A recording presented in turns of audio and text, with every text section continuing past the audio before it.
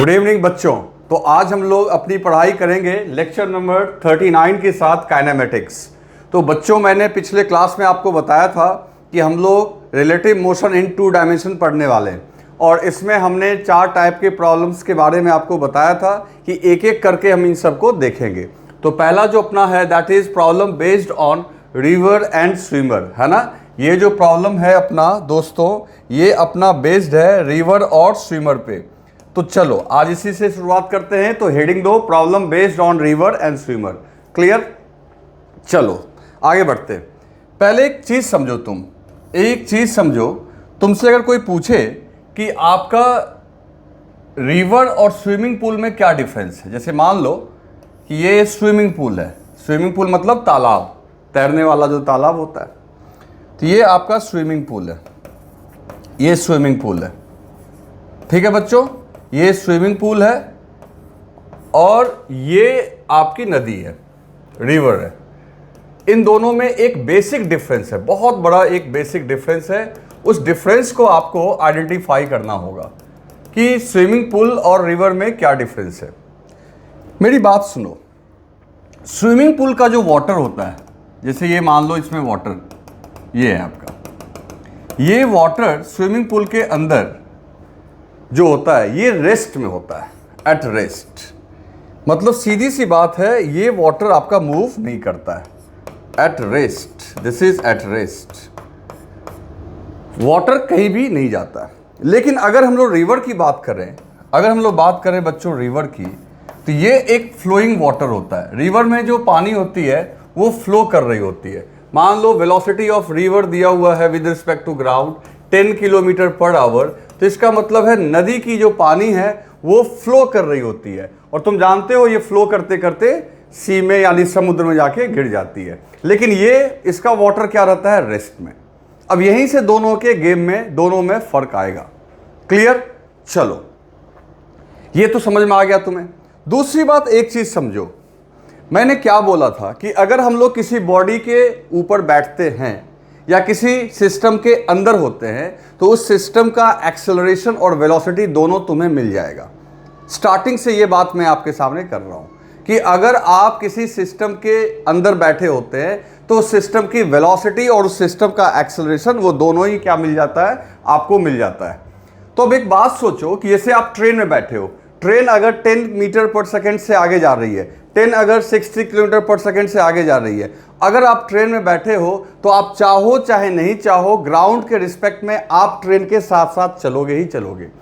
समझ में आ रही है बात? ट्रेन मान लो 60 किलोमीटर प्रति घंटे के चाल से चल रही है, उस ट्रेन के अंदर बैठा हुआ हर एक पैसेंजर 60 किलोमीटर से ही चल रहा है। अगर उसे कोई ग्राउंड का ऑब्जर्वर देखे तो आ रही है बात समझ में? तुम चाहो चाहे नहीं चाहो ट्रेन की वेलोसिटी तुम्हें मिल ही जाएगी। हाँ, अब इसके अलावे अगर कोई ट्रेन के अंदर भी दौड़ने लगे तब उसके पास दो वेलोसिटी हो जाएगी। एक ट्रेन वाली वेलोसिटी तो उसको मिल ही जाएगी। अब प्लस मान लो वो ट्रेन के डायरेक्शन में 10 मीटर से दौड़ने लगे। जैसे मैं एक चीज बता रहा हूं आपको, जैसे मान लो ये आपकी ट्रेन है, ठीक है। ट्रेन के ऊपर एक आदमी है जो रेस्ट में है, इस तरीके से रेस्ट में है, और ट्रेन जा रही है 60 किलोमीटर पर आवर से, तो ऑटोमेटिकली इसकी रफ्तार भी 60 किलोमीटर पर आवर होगी अगर कोई ग्राउंड से बैठ के देख रहा है तो। समझ गए? क्योंकि ये ट्रेन के साथ है।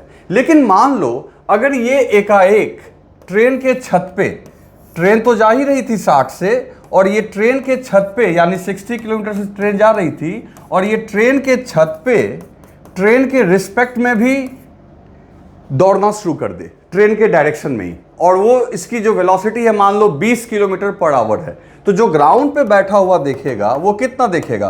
तो सीधी सी बात है, इसके पास एक 60 तो ये चाहे चाहे नहीं चाहे इस डायरेक्शन में मिल ही जाएगा। अब प्लस ये भी खुद भी दौड़ने लगेगा तो 60 + 20 नीचे ग्राउंड वाले को दिखाई पड़ेगा बच्चों 80 किलोमीटर से, क्योंकि ये एक तो नहीं चलता तो भी 60 से जाता और ऊपर से ट्रेन पे ही दौड़ने लगा, तो इसके पास दो वेलोसिटी हो गई और रिजल्टेंट वेलोसिटी जो इसको दिखेगी वो कितनी दिखेगी? 80। और यही अगर ये 20 से अगर पीछे दौड़ता, मान लो 20 से आगे जाने के बजाय 20 से पीछे दौड़ता, तो ग्राउंड से क्या दिखता? तो ग्राउंड से आप सीधा बोल सकते थे बच्चों कि तो ग्राउंड से जो दिखता आपका यहाँ पे नेगेटिव दिखता। अगर ये ट्रेन पे ऊपर छत पे इधर की ओर दौड़ता तो सुनो क्या होता, ट्रेन 60 देती आगे और ये 20 से पीछे दौड़ता, तो ग्राउंड से नेट उसको वो 40 से आगे जाता हुआ दिखता, आगे ही जाता हुआ दिखता। मतलब मेरा क्या कहना है कि अगर तुम किसी बॉडी पे हो तो एक वेलोसिटी उसकी वाली तुम्हारे पास रहेगी। इसके अलावे तुम अपनी वेलोसिटी, मतलब तुम ट्रेन की वेलोसिटी ये तो रखनी ही पड़ेगी। अब तुम अपनी वेलोसिटी अगर इधर रखते हो तो ये दोनों ऐड हो जाएगी, क्योंकि नेट रिजल्टेंट इन दोनों वेक्टर का जानते ही हो, दो वेक्टर सेम डायरेक्शन में होता है तो ऐड हो जाता है। और अगर ये कोई रिलेटिव का मामला नहीं है, ये रिजल्टेंट का मामला है, समझ गए ना। और अगर तुम अपोजिट में दौड़ोगे तो तुम्हारी ये ट्रेन वाली वेलोसिटी में से ये वाली वेलोसिटी हम लोग घटा देंगे। अगर तुम परपेंडिकुलर दौड़ गए, मान लो ट्रेन इधर दौड़ रही है और तुम्हारी रफ्तार परपेंडिकुलर यानी 90 के एंगल पे है, यानी ये वेलोसिटी ऑफ मैन है, तो उस केस में आपको इन दोनों वेलोसिटी को वेक्टर तरीके से रिजल्टेंट दिखेगा। तो कहने का मतलब है कि ट्रेन पे एक वेलोसिटी तो आपको मिलेगा ही मिलेगा और दूसरी वेलोसिटी आपकी अपनी होगी और ग्राउंड से दिखेगा नेट रिजल्टेंट। सवाल यह है कि मैं यहां क्यों ऐसा समझा रहा हूं, तो सुनो मेरी बात। यहां पे जब कोई आदमी स्विमिंग करने नदी में जाएगा, जब कोई स्विमर नदी में जाएगा, तो नदी को मान लो ट्रेन, नदी को क्या मान लोगे, ट्रेन। नदी क्या है, ट्रेन। तो तुम नदी में जाओगे, पानी में कूदोगे, वाटर के इनसाइड जाओगे, तो वो नदी वाली वेलोसिटी तुमको लेनी पड़ेगी। इसके अलावे तुम अपना हाथ पांव चलाओ, वो अलग है। क्लियर। तो अब देखो इसका क्या मजा होता है, ये सब लिखना कुछ मत, ऐसे ही मैं समझा रहा हूं तुम्हें। अब देखो, मान लो कि कोई आदमी एक स्विमिंग पूल में गया, और स्विमिंग पूल में तुम जानते हो वाटर की वेलोसिटी जो होती है वो रेस्ट में होती है, स्विमिंग पूल में तो पानी चलता नहीं। तो एक आदमी इसमें गया, ठीक है, ये आदमी है, अब ये तैरना शुरू किया। बच्चे, अगर ये इस तरीके से तैरना शुरू किया, पर इधर इसको वाई एक्सिस मान लो, और ये 10 मीटर पर सेकेंड से स्विम कर रहा है, कितने से, 10 मीटर पर सेकेंड से। तो तुम सोचो कि ये किधर जाएगा, ये ए पे पहुंचेगा या दाएं बाएं जाएगा। तो बच्चे सीधा आंसर है, जब वाटर की तो कोई वेलोसिटी है नहीं, सिर्फ आदमी की वेलोसिटी है, तो अगर ये तैरने जाएगा तो सीधी बात है ये अपनी वेलोसिटी से चलता हुआ ए पे ही पहुंचेगा। लेकिन यही आदमी अगर रिवर में चला जाए, नदी में चला जाए, और मान लो ये आप वाई एक्सिस मान लो, इसको आप वाई एक्सिस मान लो। अब ये आदमी इसमें तैरना शुरू किया, जो आदमी है वो इसमें तैरना शुरू किया, अपनी वेलोसिटी लगाया, वेलोसिटी ऑफ मैन, ठीक। लेकिन आपको मैंने अभी बोला कि ये जो रिवर है दिस इज लाइक ट्रेन, ये ट्रेन की जैसी है, इसकी वाटर जो है ये फ्लो हो रही होती है। तो जब उसमें तुम जंप करोगे तो ये वेलोसिटी की, रिवर की जो वेलोसिटी है VR, ये तो ऑटोमेटिकली तुम्हें मिल जाएगी। तो अब ग्राउंड पे बैठा हुआ कोई आदमी अगर इसको देखेगा तो उसको दो वेलोसिटी नजर आएगी, एक इसके खुद की वेलोसिटी और दूसरे नदी की वेलोसिटी भी इसे मिल जाएगी।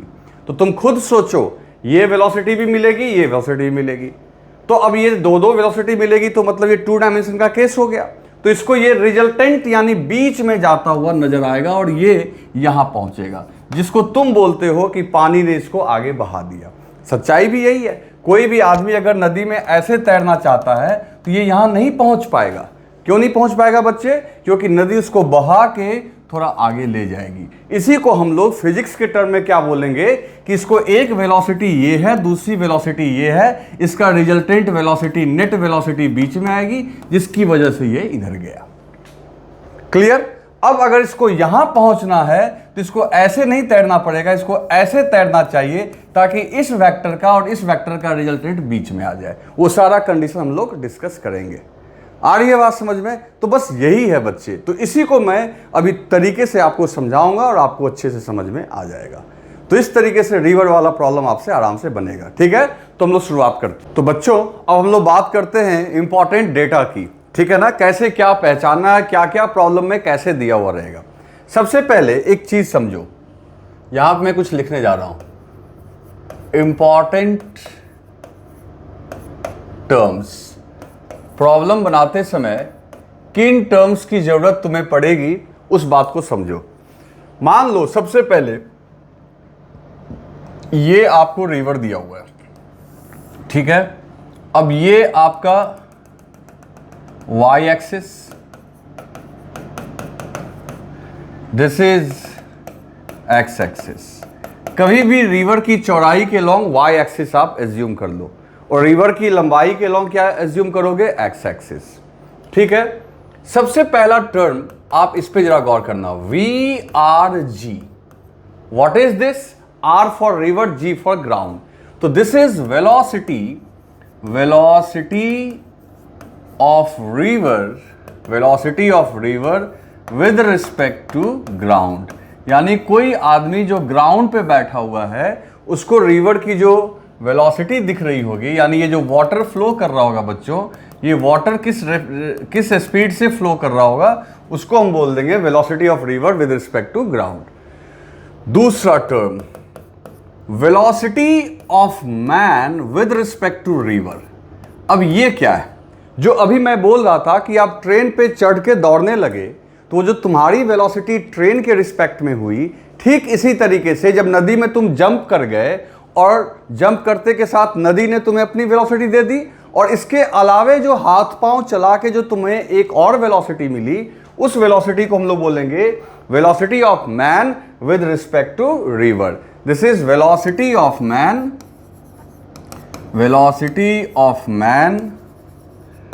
विद रिस्पेक्ट टू रिवर, है ना बच्चों।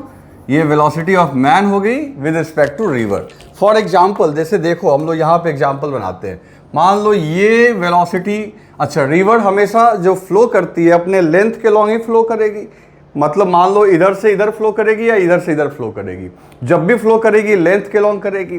तो एक आदमी जो तैरने जाएगा उसको ये वाली वेलोसिटी लेनी होगी, अब प्लस उसकी जो अपनी वेलोसिटी है that is velocity of man with respect to river, वो चाहे तो किधर भी अपनी वेलोसिटी को रख सकता है, ये उसकी मर्जी है, वो अपने आप को किधर भी रख सकता है। फॉर एग्जाम्पल, अगर मान लिया मैंने कि वो अपने आप को ऊपर की ओर रख लिया, दैट इज VMR।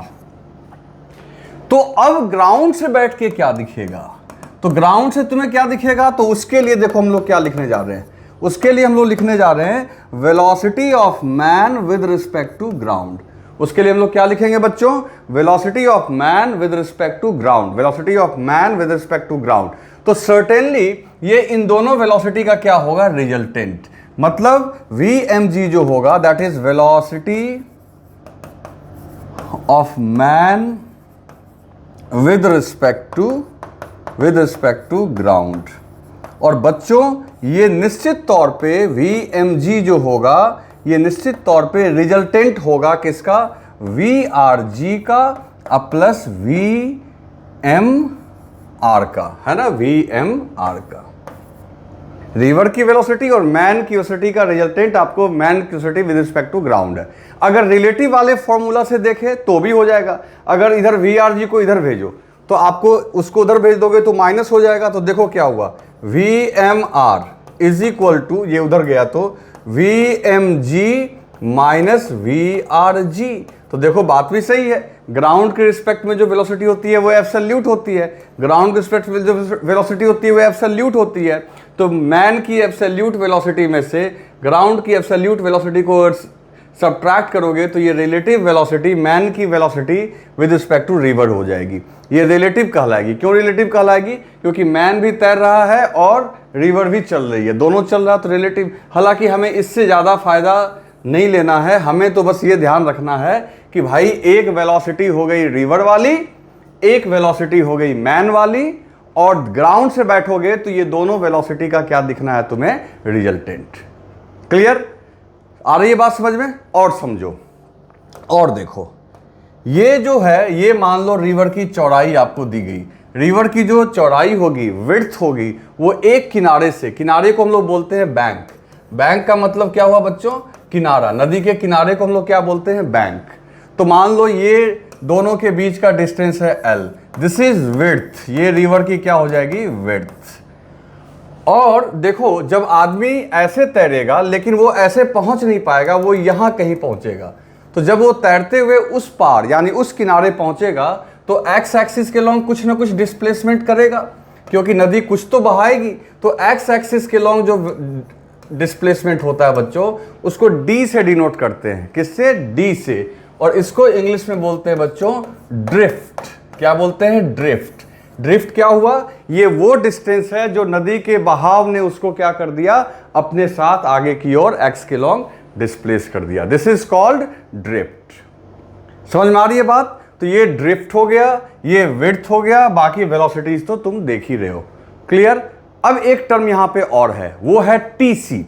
जैसे बच्चों प्रोजेक्टाइल में हमने पढ़ा था टाइम ऑफ फ्लाइट। क्या पढ़ा था? Time of flight.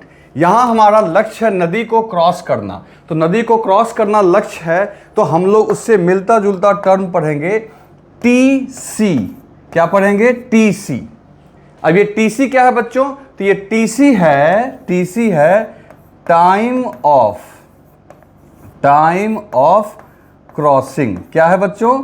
Time of crossing.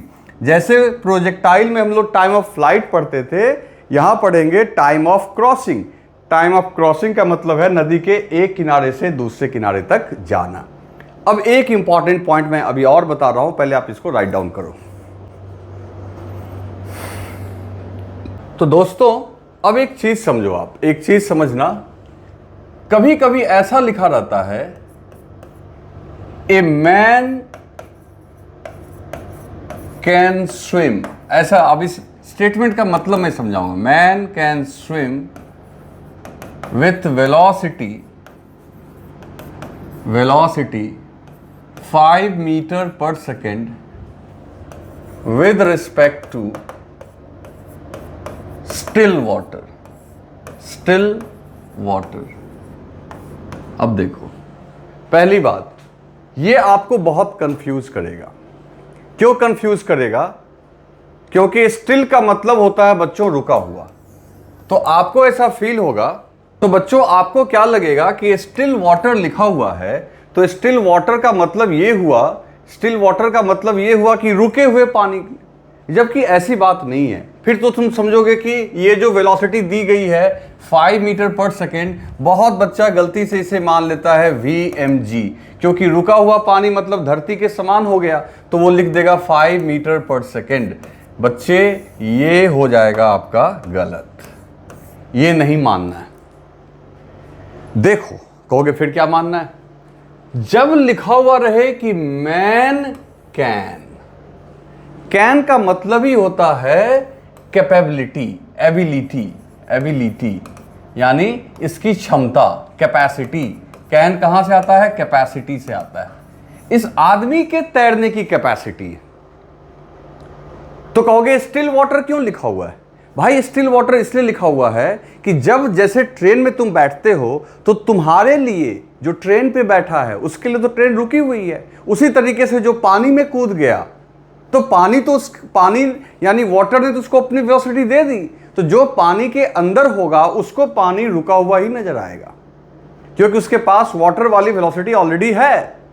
तो जब ऑलरेडी वो वेलोसिटी है तो उसको वाटर रुका हुआ ही नजर आएगा, और तब उसके ऊपर वो तैरता हुआ चला जाएगा। तो बच्चों इससे आप कंफ्यूज कभी मत होना कि अगर आपको लिखा हुआ है स्टिल वाटर, तो आप यहां से सोचना कि भाई ये VMG हो जाएगा। गलत।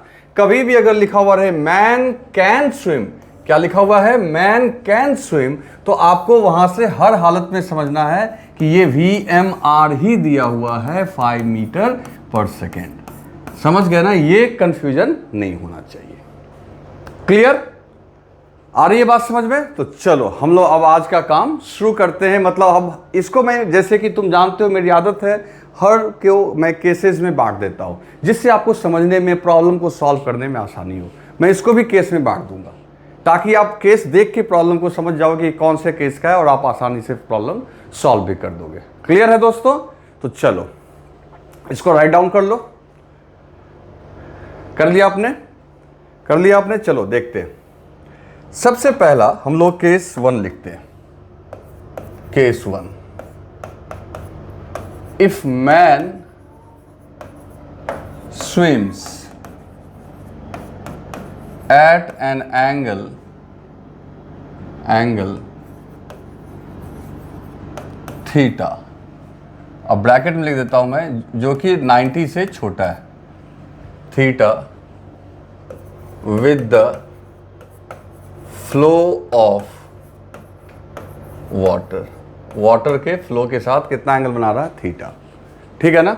मतलब देखो ये हो गया आपका रिवर, ये नदी हो गई, और ये वाटर फ्लो हो रहा है।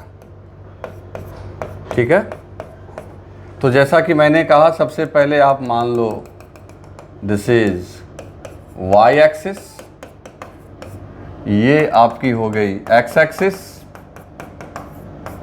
रिवर के लॉन्ग एक्स मान लेना है। रिवर की जो चौड़ाई है, जो आपका इसका जो विड्थ है, वो मान लो एल दिया हुआ है।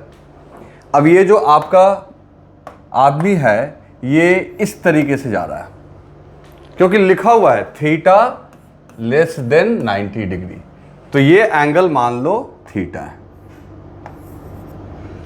और ये वेलोसिटी हो गई VMR, और एक वेलोसिटी तो मिलनी है, तो इसके पास दो वेलोसिटी होती है हमेशा, एक VRG और एक इसकी अपनी वेलोसिटी हो गई VMR। तो तुम्हें पता है कि अगर ये इसकी वेलोसिटी है और ये है, तो इन दोनों के रिजल्टेंट के लॉन्ग जाएगा। तो बच्चे एक बात समझो, तुम सोचो क्या ये यहां पहुंच पाएगा, तो जवाब है नहीं, वो वहां नहीं पहुंचेगा, बल्कि इन दोनों का जो रिजल्टेंट है उसके अलोंग ये जाएगा। और बच्चों ये पहुंचेगा, ये आदमी आपका पहुंच जाएगा यहां कहीं पे। आ रही है बात समझ में। और ये जो दूरी हो गई, ये दूरी, इसको हमने कहा था D, यानी ये है ड्रिफ्ट, ये ड्रिफ्ट। तो अभी हमें एग्जाम में इसमें क्या क्या पूछ सकता है, हमें ये पूछा सकता है कि इस पार से उस पार जाने में टाइम कितना लगा, हमें ये पूछ सकता है कि ये D की वैल्यू कितनी होगी, और मान लो L दिया हुआ है, VMR दिया हुआ है, VRG दिया हुआ है, सब कुछ डिस्कस करते हैं। तो इसमें आपको डरने की जरूरत है ही नहीं, जो हम लोग 2D के लिए करते थे वही काम यहां करेंगे। तो सबसे पहले हम लोग लिखेंगे फॉर द मोशन, 2 डायमेंशन में इसको बांट लो कंपोनेंट के फॉर्म में, for the motion along y axis. किसके लॉन्ग बात करें बच्चों, y एक्सिस के लॉन्ग। तो देखो y एक्सिस के लॉन्ग, तो VMR के 2 कंपोनेंट्स टूटेंगे, एक टूटेगा आपका VMR cos थीटा, और दूसरा टूटेगा इधर y के लॉन्ग VMR sin थीटा। अच्छा, VRG तो पूरा का पूरा x एक्सिस के लॉन्ग है, इसका तो कोई कंपोनेंट उधर जाएगा नहीं।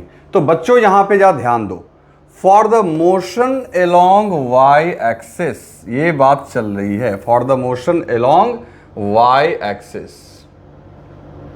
तो बच्चों यहां पे देखो, सबसे पहली बात कि y एक्सिस के लॉन्ग एक ही वेलोसिटी है, that is VMR sin theta. तो हमने लिखा Vy equals to VMR sin theta. अच्छा, y एक्सिस के लॉन्ग, अच्छा एक्सेलरेशन यहां कहीं नहीं है, तो y के लॉन्ग डिस्प्लेसमेंट कितना है बच्चों, तो y एक्सिस के लॉन्ग डिस्प्लेसमेंट का मतलब है नदी की चौड़ाई, दैट इज डेल्टा y। ठीक है ना, delta y is equal to L, और तो कुछ है ही नहीं, y के लॉन्ग। तो सीधी सी बात है बच्चों, ये 1 डायमेंशन का केस नंबर 1 हो गया, सॉरी 2 हो गया, जहां displacement equals to velocity into time कर दोगे।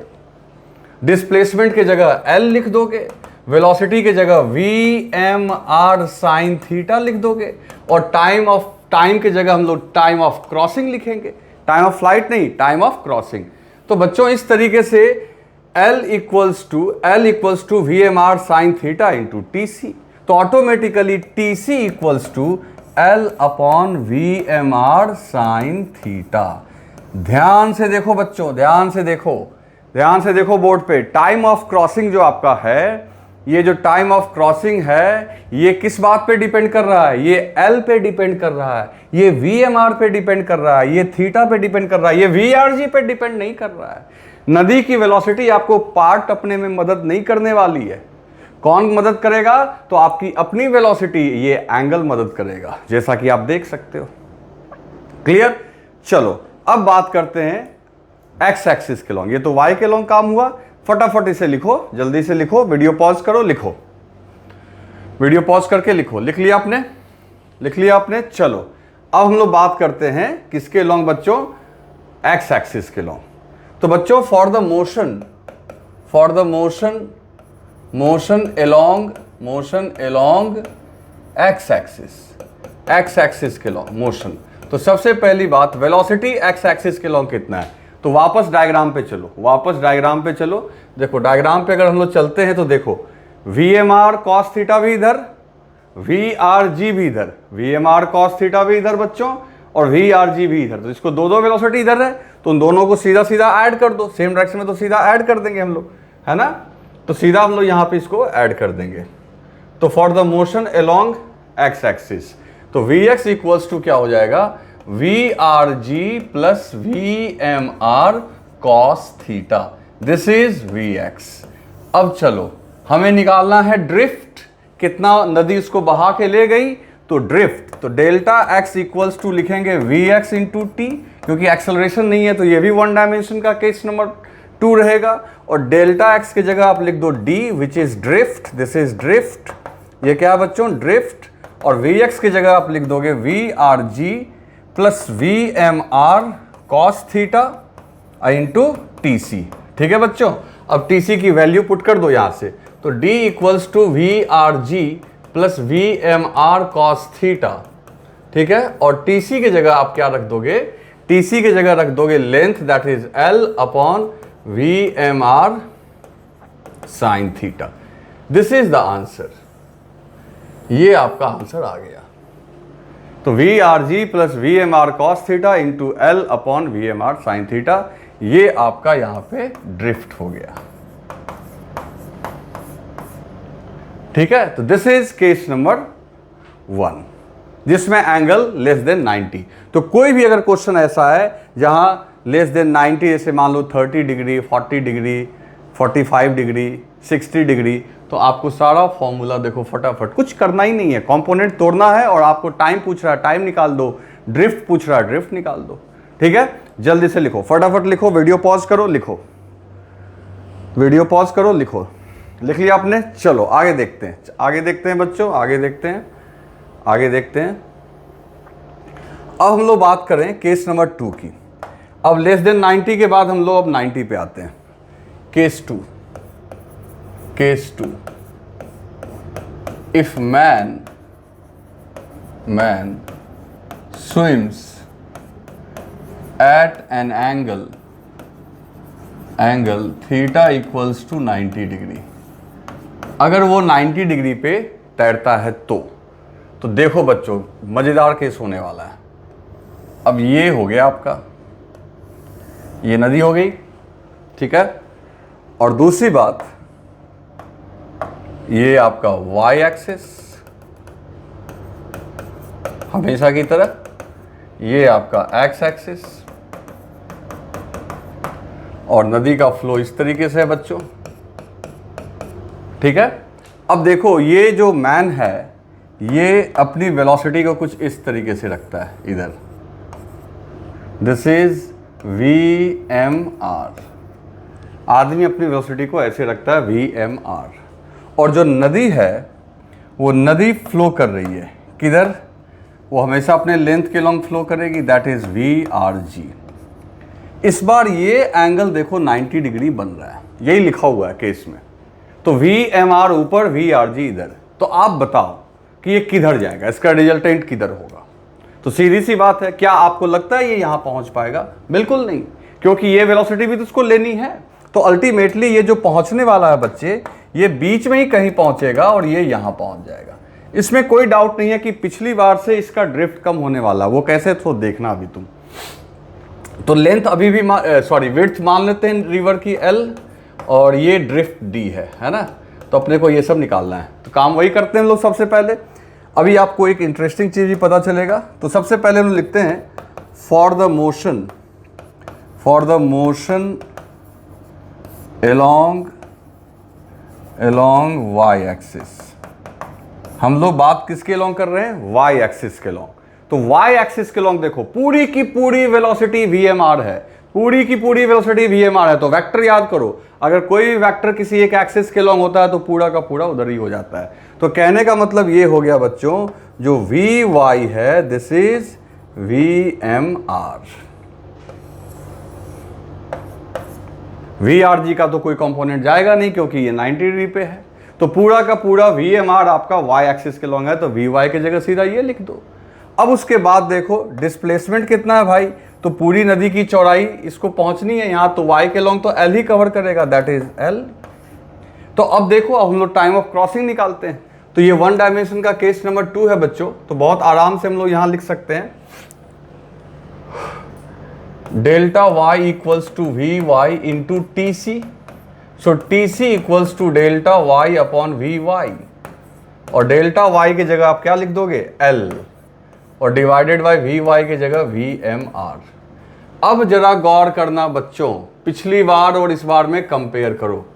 पिछली बार एल को आपने डिवाइड किया था v M R sine theta, v M R sine theta, ठीक।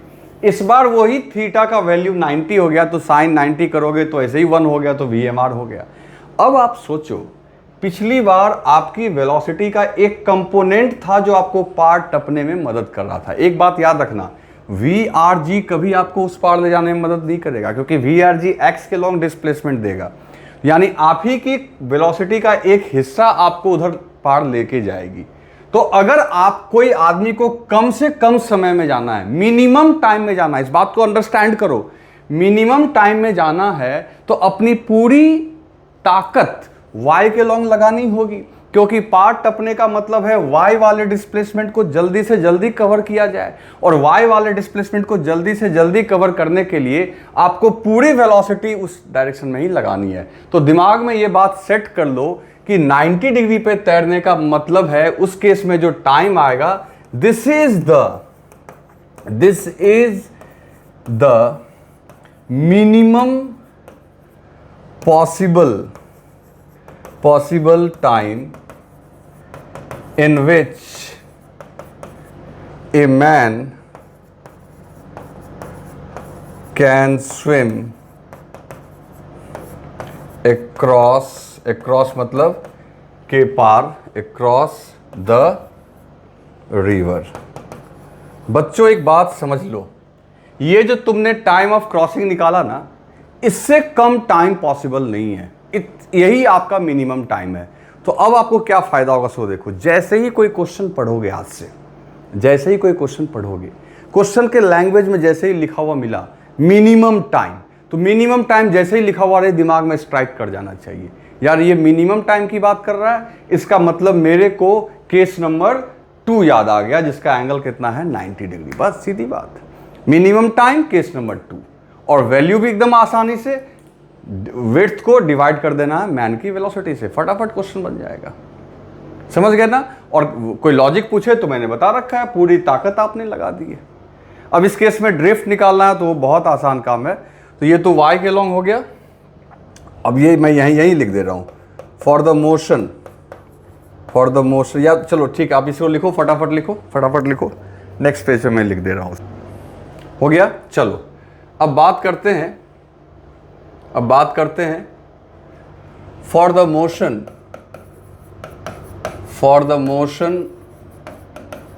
Motion along x axis.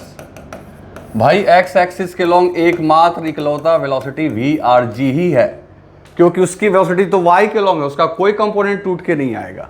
तो वी एक्स के लॉन्ग यही है, और डिस्प्लेसमेंट हमको निकालना है। तो डेल्टा एक्स बराबर वी एक्स गुने टाइम, तो टाइम तो वही लोगे, क्योंकि जब तक तैरता रहेगा तभी तक नदी उसको बहा सकती है। तो सीधी बात है, वी एक्स की जगह आप वी आर जी लिख दो, और टाइम ऑफ क्रॉसिंग की जगह भी आपने निकाला V L upon V M R, L upon V M R. तो इस केस में ये ड्रिफ्ट आ जाएगा, है ना, यही डेल्टा एक्स ड्रिफ्ट आ गया। Drift equal to v are g into l upon V M r. इस केस में ये आ गया आंसर, उससे कम आया। ठीक है, चलो फटाफट लिख लो, फिर अगला केस की बात करते हैं। तो दोस्तों अब बात करते हैं केस नंबर 3 की। Okay, case number 3, if man swims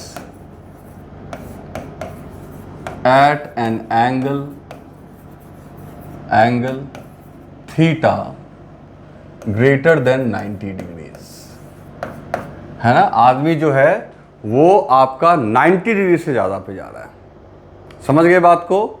अब तो यही बचा है अपने पास, तो क्या होगा? तो देखो, सबसे पहले इसमें थोड़ा हम लोग और लंबा चलेंगे। सबसे पहले आप यहाँ पे हम लोग ने रिवर बना लिया, ठीक। अब ये आपकी एक्सिस हो गई इस तरीके से,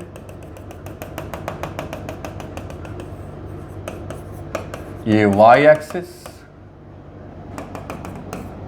this is x axis. Clear? अब ये आदमी जो है बच्चों, इसकी ये वेलोसिटी तो उसको लेना ही होगा, दैट इज VRG, आप जान रहे हो। और अब जो इंपॉर्टेंट ये है कि इस बार ये कुछ ऐसे तैर रहा है, देखो लिखा हुआ है ना, थीटा ग्रेटर देन 90। तो अब ये VRG नदी के फ्लो से ये एंगल देखो मोर देन 90 है कि नहीं है। तो this is velocity of man with respect to river. आ रही है बात समझ में? तो सवाल ये है कि अब इसको कैसे डील करें। तो ये आपका एंगल है थीटा जो 90 से बड़ा है। लेकिन एक बात सोचो, हम लोग हमेशा कंफर्टेबल फील करते हैं लेस देन 90 वाले एंगल को डील करने में। तो यहाँ भी उपाय निकल सकता है।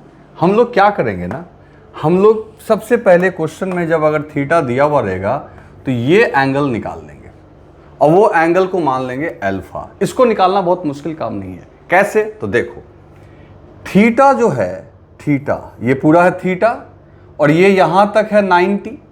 तो थीटा में से अगर 90 सब्ट्रैक्ट कर लोगे तो तुरंत तुम्हें अल्फा मिल जाएगा कि नहीं। जैसे मान लो थीटा 120 डिग्री दिया हुआ है, एक एग्जांपल ले रहा हूँ मैं, उसमें से 90 घटाओगे तो भाई ये 30 डिग्री आ गया। तो इसका मतलब अगर थीटा 120 डिग्री है तो अल्फा का वैल्यू कितना लोगे? 30 डिग्री। तो मैं सारा अभी डिस्कशन अल्फा के टर्म में ही करूँगा, उससे आसानी होती है काम करने में। क्लियर? तो ऐसे केस में पहले तो आप ये एंगल निकाल लिया करना। अब आगे देखो, चलो आगे डिस्कशन करते हैं। अब इसकी VRG तो इधर हो गई। अब ये VMR के दो कंपोनेंट, एक कंपोनेंट होगा वाई एक्सिस के लॉन्ग, एक कंपोनेंट होगा वाई एक्सिस के लॉन्ग। तो देखो, अब थीटा को तो भूल जाओ, अल्फा को देखो। तो ये अल्फा एंगल बना रहा है वाई के लॉन्ग। तो अपने को तो सिखाया गया है जिसके साथ एंगल बनाना है उसके साथ लेना है कॉस। तो ये हो गया VMR कॉस अल्फा, ठीक, वाई के लॉन्ग। और अब चूंकि ये सेकेंड क्वाड्रेंट में है तो दूसरा नेगेटिव एक्स एक्सिस में इसका टूटने वाला कंपोनेंट, ये जो आपका है नेगेटिव एक्स एक्सिस है, तो दूसरा टूटेगा इधर, दैट इज ये इधर हो गया VMR कॉस अल्फा। इसके साथ एंगल अल्फा बना रहा तो इसलिए कॉस लिखा मैंने। और इधर आप क्या लिखोगे? VMR sine alpha. दो कंपोनेंट टूट गया। अब डिस्कशन शुरू करते हैं। सबसे पहले वाई के लॉन्ग डिस्कशन करते हैं। तो भाई वाई के लॉन्ग तो अभी भी दिक्कत नहीं है। अब तुम्हारे दिमाग में आ रही होगी बात कि सर ये ऐसे एक वेलोसिटी ऐसे, ये जाएगा किधर? ये बहुत मजेदार है, इधर जाएगा, इधर जाएगा, उधर जाएगा, अभी पता चलेगा तुम्हें। पहले वाई का काम खत्म कर लेते हैं। तो for the motion along y axis, सबसे पहले वाई एक्सिस का काम ही खत्म करो। तो भाई वाई एक्सिस के लॉन्ग देखो, वी वाई के नाम पे तो तुम्हारे पास सिर्फ VMR कॉस अल्फा ही है, क्योंकि VRG तो आपका फिक्स है एक्स एक्सिस के लॉन्ग, इसका कोई भी कंपोनेंट वाई के लॉन्ग नहीं आएगा। तो वी वाई के लॉन्ग वेलोसिटी का कंपोनेंट क्या हो गया? VMR cos alpha. डिस्प्लेसमेंट क्या हो गया? तो जो नदी की चौड़ाई है that is y, delta y, है ना, जो आपकी नदी की चौड़ाई है वही हो जाएगी दैट डेल्टा वाई, जो कि कितना है? L। तो delta y equals to L। तो सीधी सी बात है, आप delta y equals to VY into TC कर दोगे, time of crossing. Delta y की जगह L लिख दो, VY की जगह क्या लिखोगे? VMR cos alpha into T C. आ रही है बात समझ में? तो इस तरीके से टाइम ऑफ क्रॉसिंग जो है t c, this is l upon V M R cos alpha. तो बच्चों इस केस में टाइम ऑफ क्रॉसिंग आपको निकल के आ गया। टाइम ऑफ क्रॉसिंग कितना है आपका? L upon V M R cos alpha. कोई दिक्कत? कुछ भी दिक्कत इसमें आपको नहीं होना चाहिए। लिख लो, फटाफट लिखो। तो बच्चों अब देखो, इसमें हमने यहां पे, ठीक है, टाइम ऑफ क्रॉसिंग निकाल लिया l upon V M R cos alpha, लेकिन इसका एक्स एक्सिस वाला मोशन बहुत इंटरेस्टिंग होने वाला है। तो आप देखो उसको कैसे हम लोग डील करेंगे। तो फिर से एक बार हम लोग डायग्राम बनाते हैं। डायग्राम क्या था? ये अपनी नदी हो गई, रिवर हो गई। अब यहां पे देखो मामला क्या होने वाला है।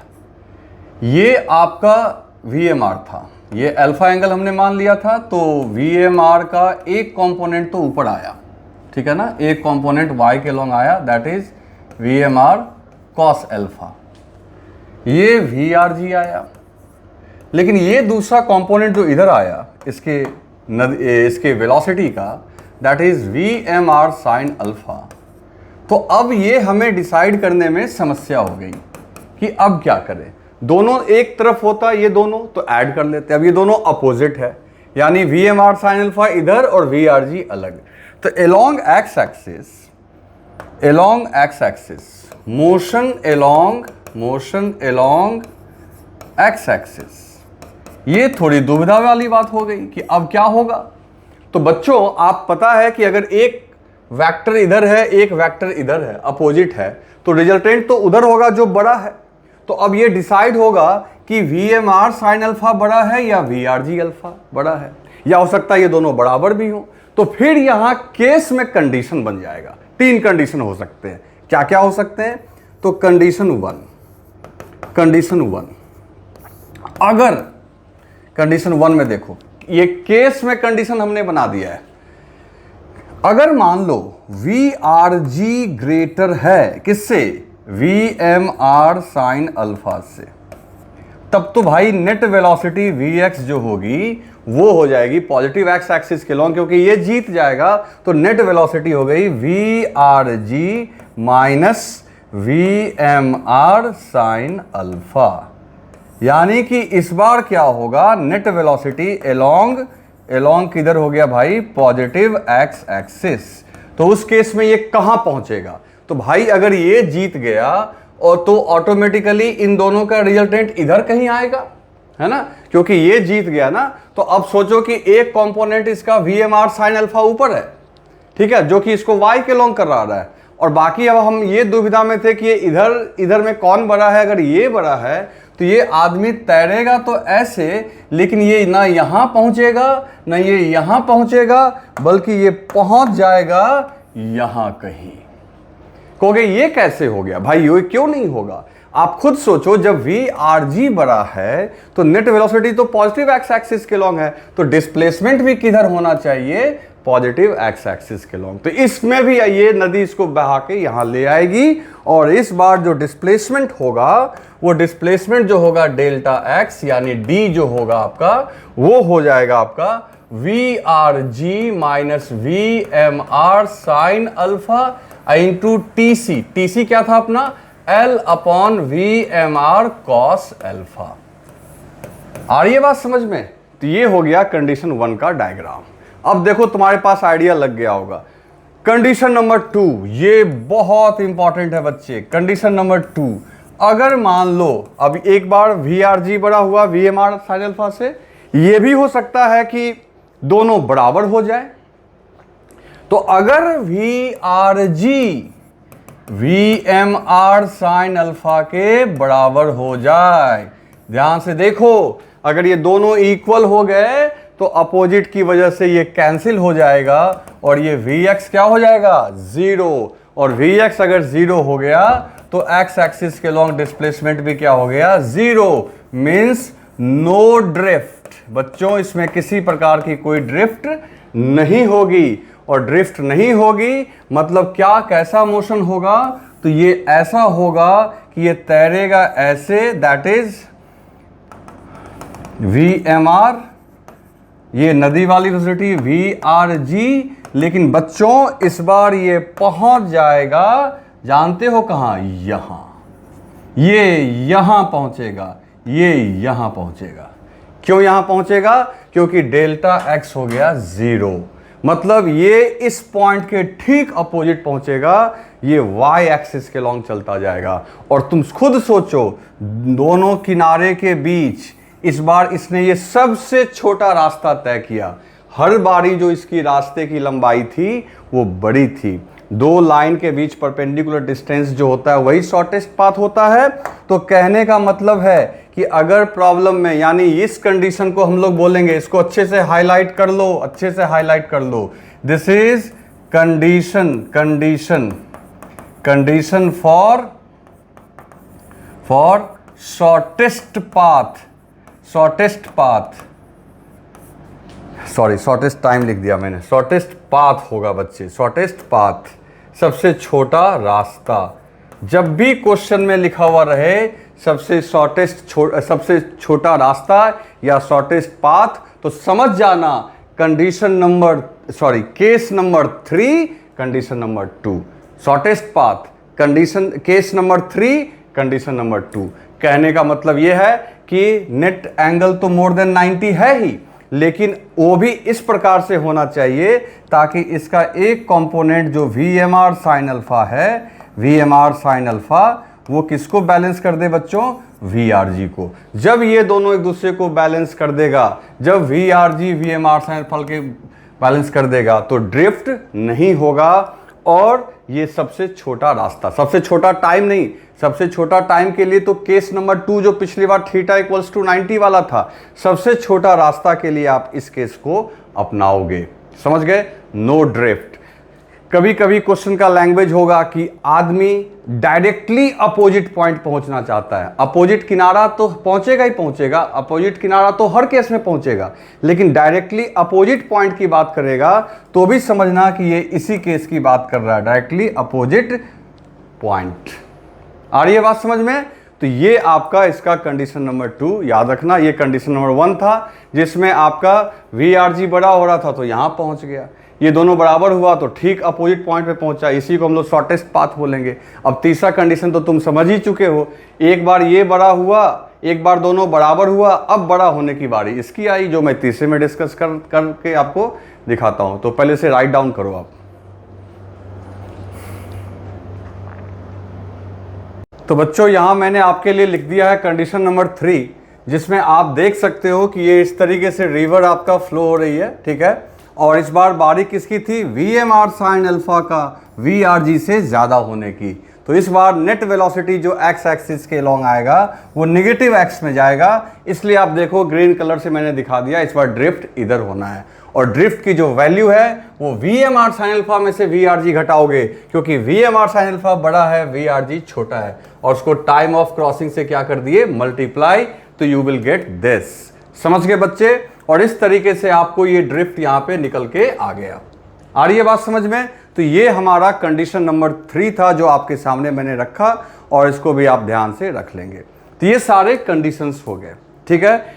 इससे बाहर कॉन्सेप्ट आपको किसी भी कंपटीशन में आने का है ही नहीं। तो अब हम लोग जरा बात करें, किसकी बात करें? अब हम लोग बात करेंगे क्वेश्चंस की। क्लियर? तो हम लोग क्वेश्चंस करते हैं। तो बच्चों यहां पे अब हम लोग क्वेश्चन से शुरुआत करते हैं। तो आप सबसे पहले क्वेश्चन नंबर 1 सॉल्व करके देखो, ठीक है ना। ये कोई DPP नहीं है, मैं आपको क्लास वर्क करवा रहा हूं। तो आप वीडियो पॉज करो, क्वेश्चन को राइट डाउन करो और ट्राई करो इसको सॉल्व करने की। क्वेश्चन नंबर 1, यहां बस यही फर्क है बच्चों, मैन के जगह बोट दे दिया गया है, तो कोई दिक्कत नहीं है। जहां आप आदमी को सोच रहे थे आप बोट को लेके चलो। कर लिया आपने ट्राई? चलो देखते हैं क्वेश्चन, देखते हैं बच्चों क्वेश्चन हम लोग यहाँ पे क्वेश्चन देखते हैं। तो सबसे पहले आप यहाँ पे देखो कि आपको बोट की स्पीड दी गई है, एक बोट है जिसकी स्पीड दी गई है। तो इसका मतलब है ये मैन हो गया एक तरीके से, जो हम लोगों ने डिस्कस किया है। और स्टिल वाटर मैंने पहले ही आपको सावधान किया था, इससे आपको कंफ्यूज नहीं करना है, इससे कोई फर्क नहीं पड़ता है। वो एक रिवर को क्रॉस करता है जिसकी विड्थ है 1 किलोमीटर, ठीक है। और ध्यान से देखो, यही चीज तुमको पहचानना है, शॉर्टेस्ट पॉसिबल पाथ, यानी ये केस नंबर 3 का कंडीशन नंबर 2 हो गया। शॉर्टेस्ट पाथ लिखा हुआ है, टाइम नहीं, ठीक है। और उसको क्रॉस करने में कितना टाइम लगता है? 15 मिनट्स। तो पूछता है द स्पीड ऑफ रिवर बताओ किलोमीटर पर आवर में। तो आपने एक बार सॉल्व कर लिया होगा। चलो हम लोग देखते हैं कि इसका क्या आंसर आएगा। तो देखो क्वेश्चन नंबर 1 का आंसर, पहली बात सुनो मेरी, तो डायग्राम फटाफट हम लोग बनाते चले जाएंगे। ये डायग्राम बनाएंगे, हम लोग को ये समझ में आ गया। देखो इसे ही फायदा होता है केसेस पढ़ने का। तो केस नंबर 3 में आप देख सकते हो कि ये एंगल है अल्फा, है ना, ये अल्फा है। और ये क्या है आपका? VMR। ये क्या है बच्चों? VMR। तो इसका एक कंपोनेंट हो गया VMR cos अल्फा, एक कंपोनेंट हो गया VMR cos अल्फा। दूसरा कंपोनेंट क्या हो जाएगा? VMR sin alpha. और इधर क्या हो गया? VRG। अब सीधी सी बात है, अगर ये शॉर्टेस्ट पाथ वाली चीज कर रहा है तो इसका मतलब ये यहां से चल के यहां पहुंचा, मतलब ये दोनों कैंसिल कर लिया होगा। तो सीधा मेरा ये कहना है कि जो VRG है बच्चों, VRG this must be equal to VMR sin alpha. ये आ गया एक इक्वेशन, दूसरा देखो, फिर इस y एक्सिस के लोग बात अगर करें तो y एक्सिस के लोग देखो delta y equals to VMR cos alpha. अब ये जहां जहां m है ना, तो आप ना m की जगह b लिख दो, नहीं तो फिर आपको लगेगा ये मैन नहीं है, बोट है बच्चों। तो जहां तो VBR लिख देते हैं, है ना, क्या लिख देते हैं? BR। क्या लिख देते हैं? BR,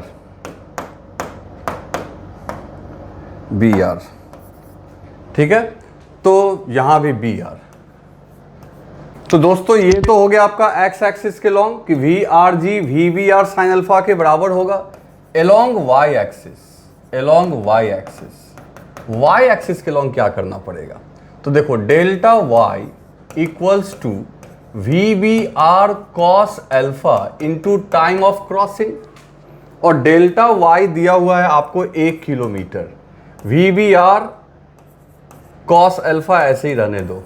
और TC कितना दिया हुआ है बच्चों? तो TC आप देख सकते हो क्वेश्चन में दिया हुआ है, टाइम जो क्रॉस कर रहा है 15 मिनट्स। तो आवर में काम चल रहा है, तो 15 मिनट को घंटा में बदलो तो ये 1/4 आवर्स होगा। 15 मिनट को 60 से डिवाइड करोगे तो 15/60 यानी 1/4, ठीक है ना। तो ये 4 इधर चला गया, तो ये हो गया 4 VBR cos अल्फा, ठीक है ना। अब यहां से क्या करना है हमें?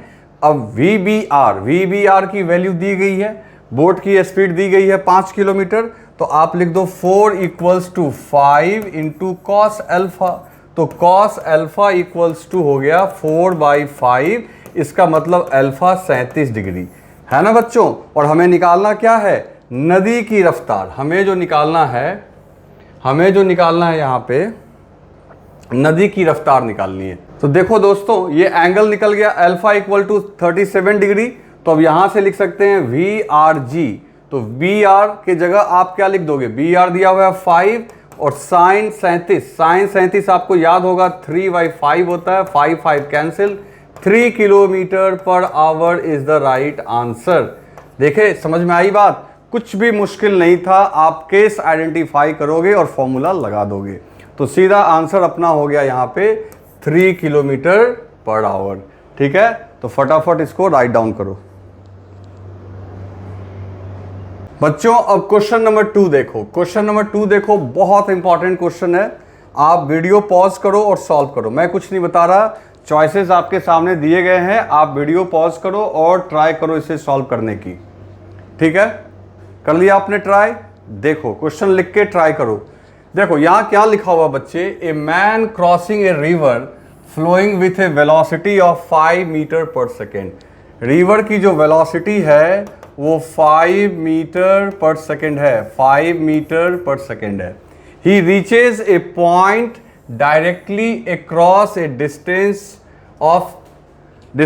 ऑफ 60 मीटर इन 5 सेकेंड्स, ठीक है ना। वो एक अपोजिट पॉइंट जो है, यानी ये A पॉइंट है और ये B पे पहुंचता है, कितने देर में पहुंच जाता है बच्चों? इन 5 सेकेंड्स।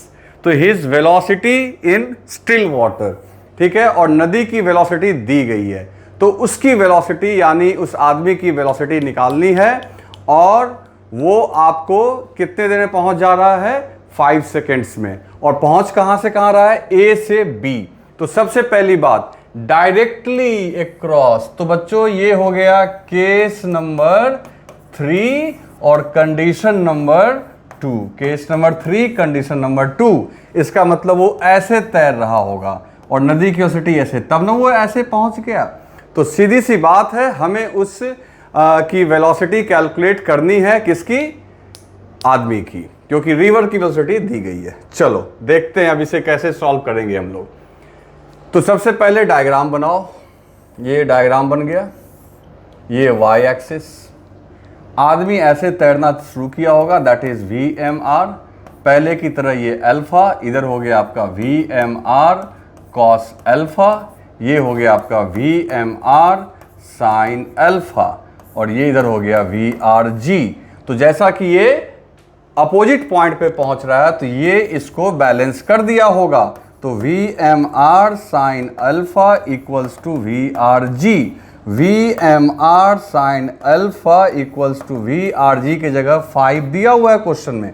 ये आपका एक इक्वेशन आ गया। y के लॉन्ग काम करो, तो लिखोगे delta y equals to VMR cos alpha into time of crossing. इसलिए VMR cos alpha equal to delta y by time of crossing. VMR cos alpha equals to, अब डिस्प्लेसमेंट देखो, total 60 metre है y के long, 60 metre है दिया हुआ question में, और टाइम ऑफ क्रॉसिंग है 5 सेकेंड्स। 60 मीटर बाई 5 सेकेंड्स, तो ये हो गया 12 मीटर पर सेकेंड। अब जरा सोचो बच्चों, VMR कॉस अल्फा है 12, ये क्वेश्चन 2। एक काम करते हैं, 1 और 2 को स्क्वायर करके ऐड करते हैं। 1 को भी स्क्वायर किए, 2 को भी स्क्वायर किए, स्क्वायर करके ऐड कर लिए।